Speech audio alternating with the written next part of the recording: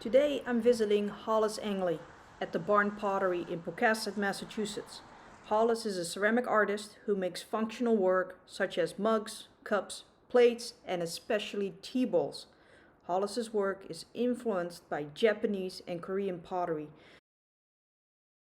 Some of his work is made using the Kurinuki hand building technique. He fires his pots in either a gas or wood kiln. In this video, Hollis will demonstrate how to make tea bowls and a vase Kurinuki style.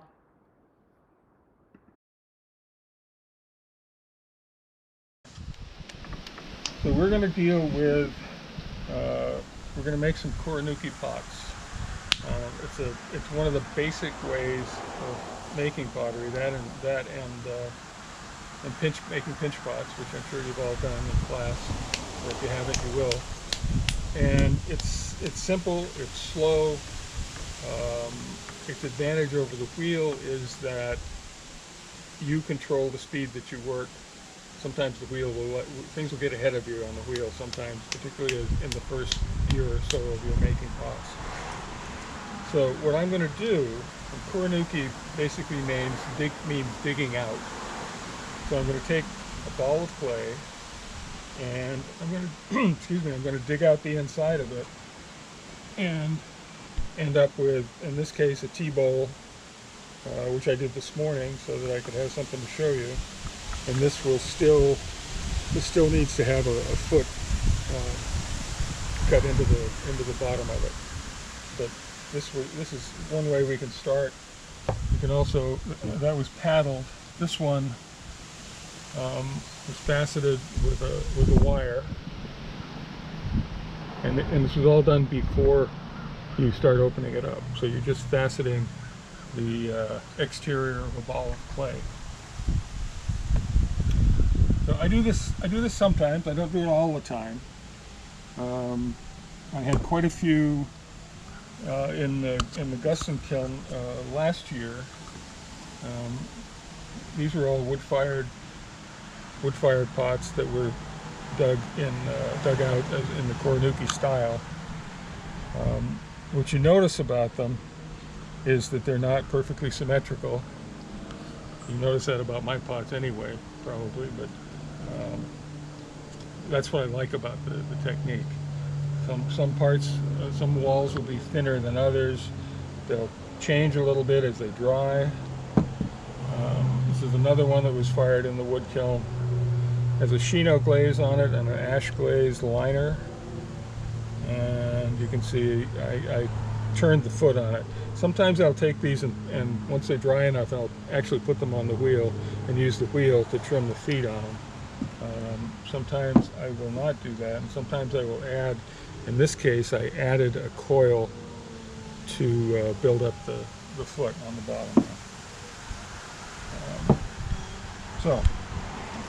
So what I'm going to do here, you have to decide in the very beginning roughly what shape you want on your pot, want your pot to be. So this is going to be a tallish Kurinuki pot, kind of like this a little bit, maybe not as tall as that. And you also have to decide whether you're just going to go with the plain exterior, like this one. This one had no paddling or anything done to the exterior of it. This one had facets cut into the side of the pot. And all that again is done before you begin to open it up. So maybe what I'll do is, I don't know, I'll take this tool. This is a cheese cutter, and it's got a wavy line on it to make decorative cheese. And in my case, I use it for, I found this in the second-hand shop. I use it for cutting the sides of the pot. So I'm going to cut into it like this. I'll go all the way around. You see the pattern that it's making.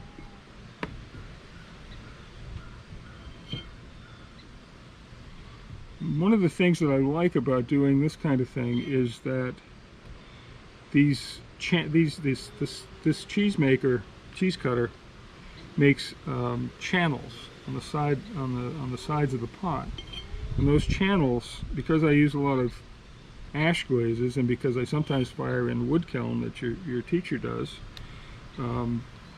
these channels give the ash or the ash glaze a chance to run down the side. It's all chance. Wood firing in particular is almost all chance. You can set yourself up to succeed, but you just don't know until you're done, until the pots come off.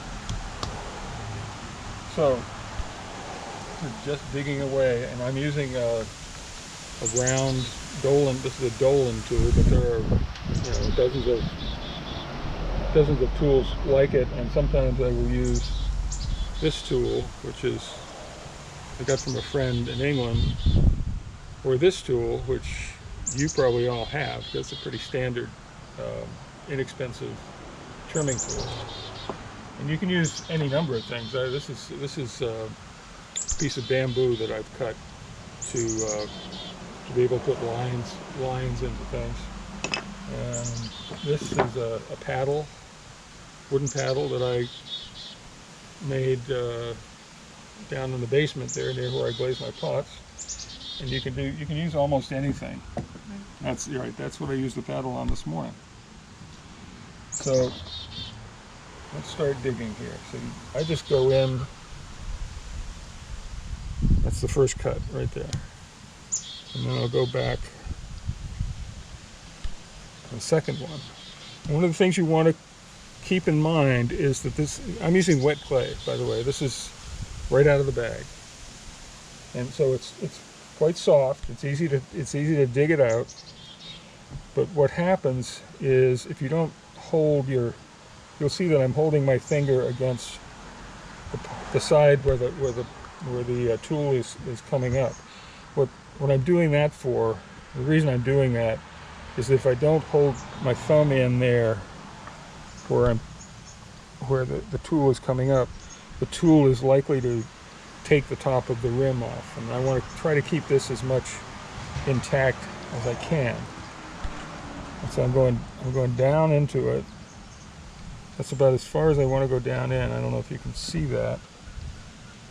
That's probably half an inch or so from the banding wheel surface.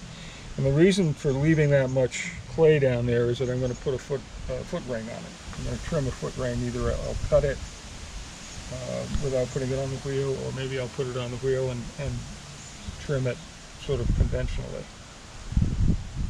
But just notice that every time I dig something out, my hand reinforces the wall on that side. It will deform these marks a little bit, but I'm not too worried about that. This is a way of making pretty rough pots. So, they're not perfect pots, and I don't worry about them not being perfect. I don't make perfect pots anyway. I don't know how I would do that if I had to. So what I'm doing is digging out and trying to create a wall in there that is maybe somewhere between 1/4 and 1/8 of an inch thick. And gradually I'll take less clay out as I'm working my way. This round tool is particularly good for thinning out the walls. Now, if you accidentally get too deep, you could add a foot ring to it, right? If you accidentally if you get too deep, you can add a foot ring to it. What was that one? This one had a foot ring added, and then I faceted the foot ring after I put a coil on, pulled it up, and then faceted it to sort of match the facets on the rest of the pot. So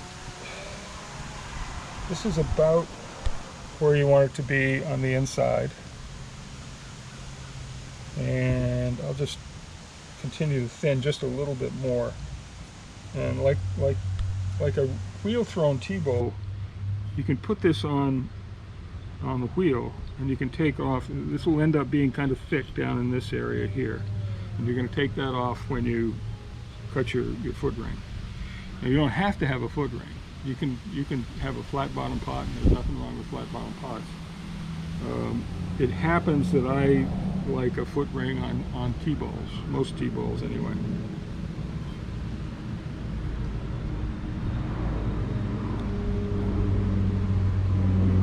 So then, sponge. Just whatever sponge you normally use in your in your bowl, your water bowl. And so I put the sponge in there, and then I use this dowel, doing the same thing that you would end up doing if you were throwing a pot on the wheel. You're compressing the interior so that it doesn't crack when it fires, or when it more likely when it dries. So I'm gently tapping this. The reason I use a sponge is because if I don't use a sponge, it will end up with a whole bunch of round little impressions from the dowel. So take that out, clean that up on the inside a little bit, get the water out, and then I want this T-bowl to open outward. I didn't bring any water with me, did I? So I want it to open outward. So I'll go back in. The clay is still, brand new out of the bag, so you can move it around. The one thing you have to be careful of is as you move it around like this, if you cut too thinly on the walls, you cut too close to the outside of the walls, you could break it open. The good thing about this is you can patch it. These pots are rough enough so that the roughness created by patching them, particularly if you conceal it a little bit, is not a problem.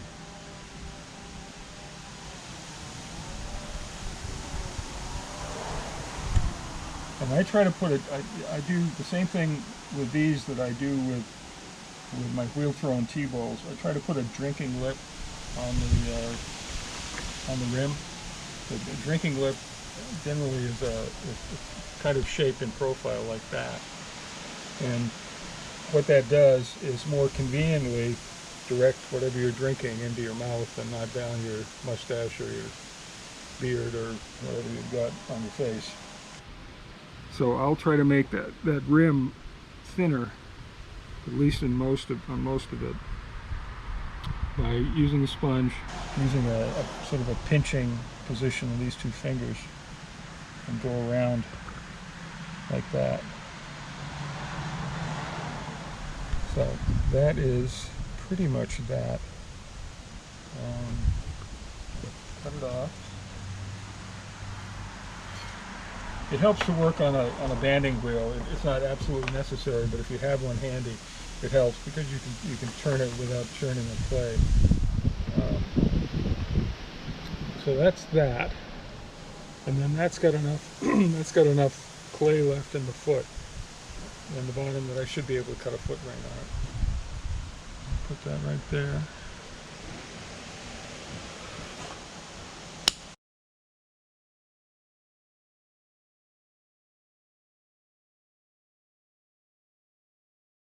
The other thing that's handy is you don't have to wedge your clay. No matter how big you're working, all you have to do is bang it into the shape you want.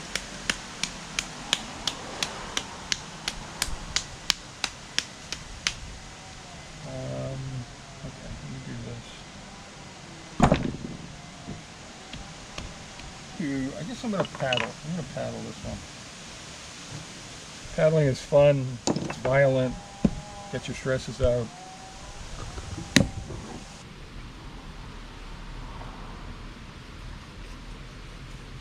It helps also, by the way, to have a wet paddle. So if you're paddling wet clay, you want your wooden paddle to be wet also, otherwise it'll stick.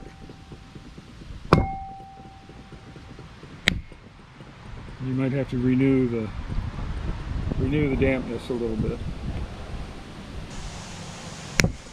And it's also, the converse is also true. If you're paddling leather hard clay, which I do sometimes, you want to have a drier paddle.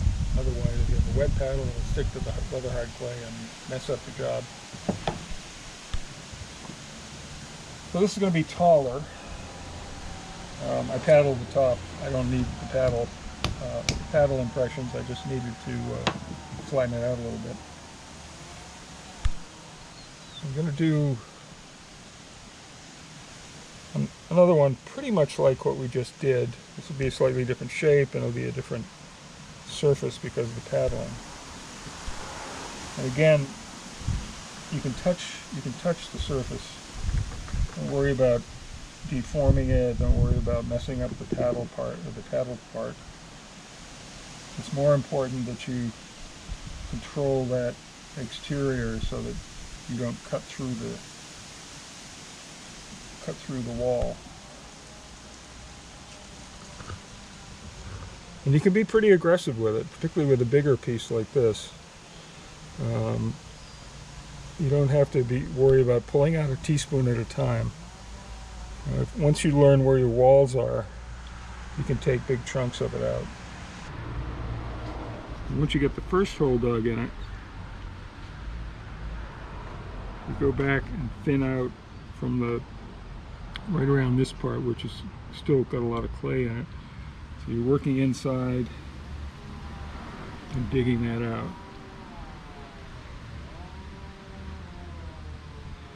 These pots sometimes will come out a little heavier than maybe what you'd like to get from a wheel thrown pot. And that getting them, it's possible to get them lighter. It just takes practice, and it takes overcoming the fear of cutting through the wall, which is a legit fear. But once you learn how to use your tools, learn what works for you, you should be able to get over that pretty easily.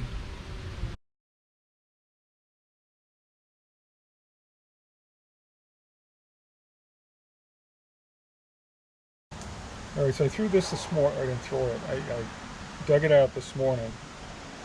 This will be a T-bowl, and hopefully I left enough clay on the foot so that I can trim a foot into it, roughly like that. This one was trimmed on the wheel, so it's a little more symmetrical than this one will probably be, because I'm going to do it by hand. Traditionally in Japan, these feet were cut with a tool, either a knife, in this case a piece of bamboo that I cut from our bamboo grove in the backyard. So it's got two different operating ends on it. This is more of a scoop, and this will be used to cut the interior of the foot ring, and then this part will be used to cut away the exterior part. So this is how they did it. And some people still do it this way in Japan. If you look at, you guys are learning clay in a really good time to see how other people do things. When I was making pots for the first time 30 years ago, all I had to look at was ceramics monthlies from forever. But you can look, there are demonstration videos on YouTube. There are websites that have every possible kind of clay manipulation and clay making. So I urge you to go to, search on Kurinuki and search on T-bowls, and you'll find more than you can handle. So I'm going to cut in here to the edge, and hopefully I'm not going to cut too deeply so that I don't cut through. And this is sort of the first cut. What this does is expose the area that's going to be the foot ring. It cuts away from the area that's going to be the foot ring,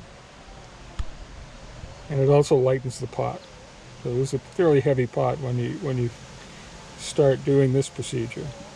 We'll cut through. No. So now I want a fairly even foot ring, so I'll go back to the part that I didn't cut and make it roughly round, very roughly round.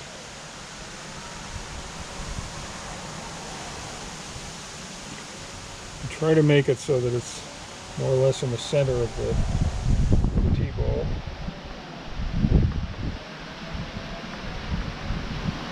You kind of do this blind a little bit. You have to have a sense of how thick your clay is down here. And it's possible to cut through it, although that's not, I don't recommend it, but you can cut through it and you can patch it if you have to. You're doing all this with really fresh clay, so it's not difficult to patch it or to cut it away. This would all be done in moments on the wheel. I mean, it would take no time at all on the wheel. But it allows you to think about what you're doing, pay attention to the thickness of the clay. You can see how I can push in that clay real easily. That means that's real thin there.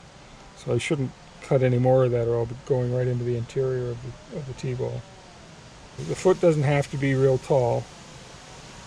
If you end up looking on Google or whatever your search engine is for Japanese T-balls, you'll see that sometimes it's only barely a hint of a foot ring. Actually much like this. There's not much to that. But it's a foot ring, and it's there. So now I'm gonna use this end of the bamboo tool to dig in and take away the clay. It's pretty thin down there. I can tell that by pushing in on it. So I'm not going to go much farther down than that. I'm going to cut it like that. I want the foot ring to be about the same width all the way around, but because it's fairly thin on the bottom, I'm not going to mess with it too much. I'm going to take my finishing sponge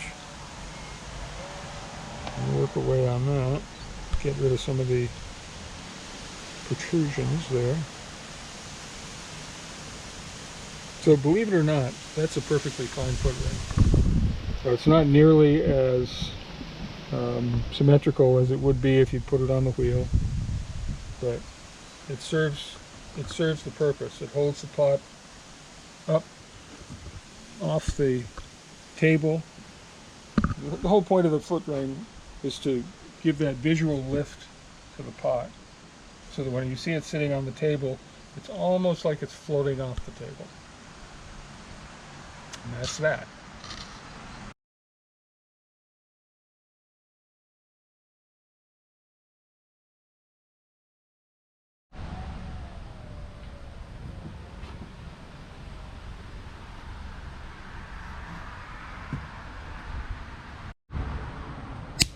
Doing this.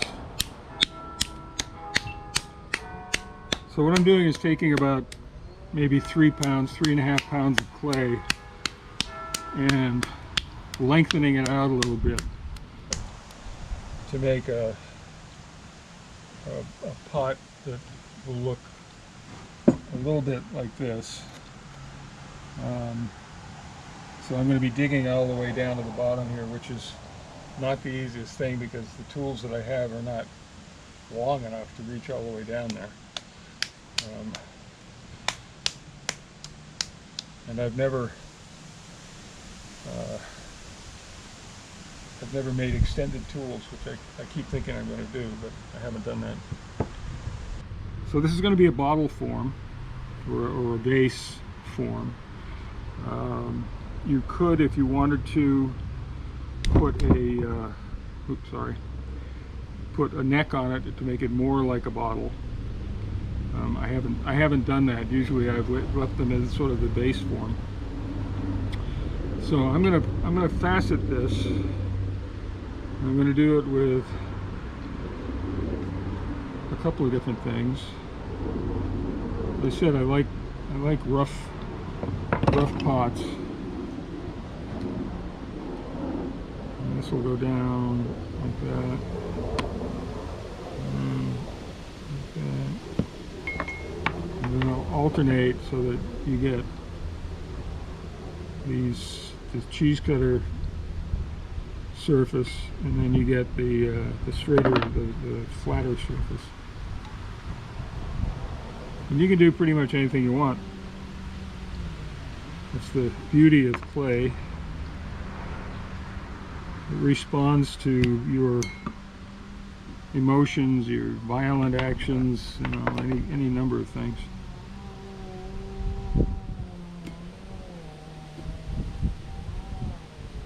I'm going to cut 2 of these in a row. I'm going to show you how you can take one of these so-called wiggle wires and saw through and then create that kind of surface. Again, you can do pretty much whatever you want, or you can saw it through and do partial saw patterns and partial straight patterns. Alright, so now otherwise, after that, the technique is still the same as the T-bowls that I did. You're just not digging quite so much out because you've got a narrower pot to begin with here, narrower piece of clay. But you have to go deep with this one. Otherwise it'll be terribly bottom heavy. So at this point, I've only gone down about halfway. So you can see I've got a ways to go here. And this is only that deep into the pot. So I'm going to have to improvise when we get down there.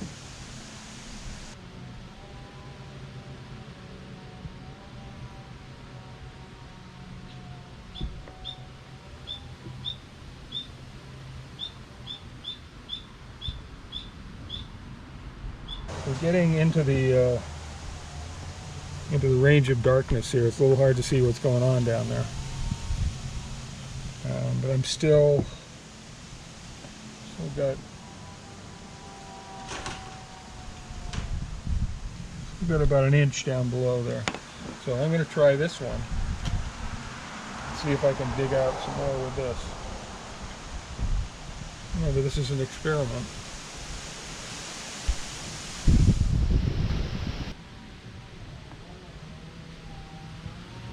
So this is not the perfect tool, but it's doing some of the work.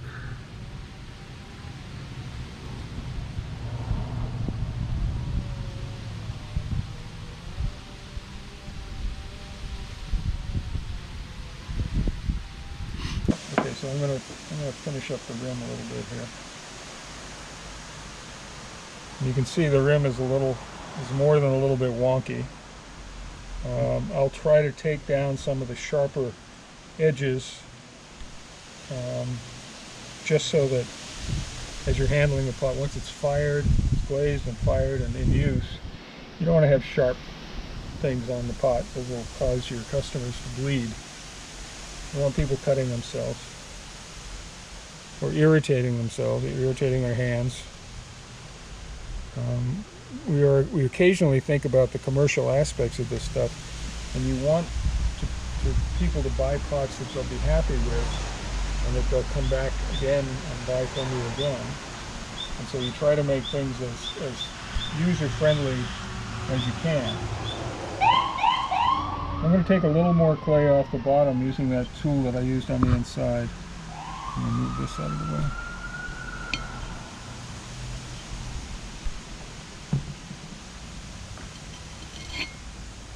And all that does is provide a little lift off the surface for this vase. Welcome to Pocasset. The fire station is right down the street.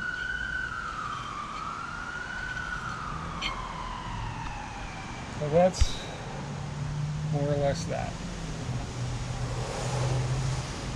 Beautiful.